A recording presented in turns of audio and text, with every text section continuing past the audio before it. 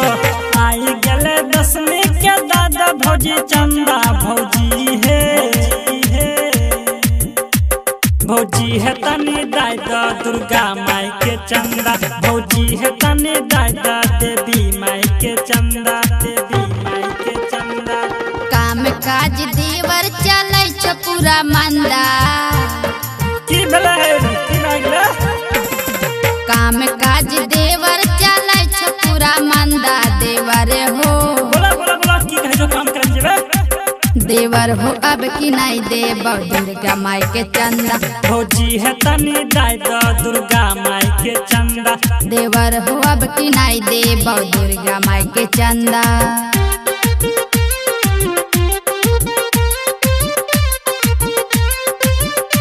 अभी आप सुन रहे हैं चेरा खेरा खगड़िया से अभय देहाती एंटरटेनमेंट की शानदार प्रस्तुति।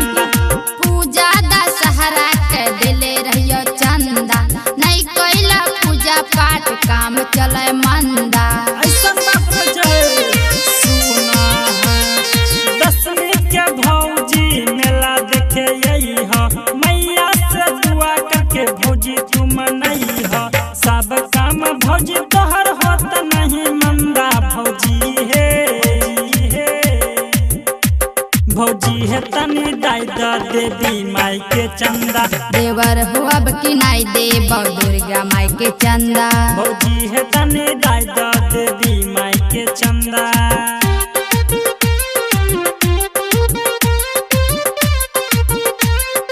अभी आप सुन रहे हैं चेरा खेरा खगड़िया से अभय देहाती एंटरटेनमेंट की शानदार प्रस्तुति। करे छ जब तो इतना जिद हो काट दहो देवर जी क्या मन के रसीद हो 51 सेकंड में चल सुनो सदी के बात भौजिली हो तू मानी राजा के दिह भौजी मेला के निशानी मेला खातिर भौजी एगो कीन दिह अंगा भौजी है